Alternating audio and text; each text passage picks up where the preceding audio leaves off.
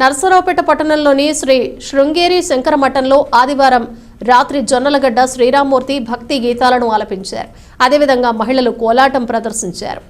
ఈ కార్యక్రమంలో వివిధ పీఠాల నుండి విచ్చేసిన పీఠాధిపతులు పాల్గొన్నారు. డిసెంబర్ 28వ తేదీ వరకు శ్రీ శృంగేరి శంకర మఠంలో వివిధ ప్రత్యేక పూజలు మరియు భక్తి గీతాలు, భరతనాట్యాలు, వివిధ కార్యక్రమాలు నిర్వహించారు.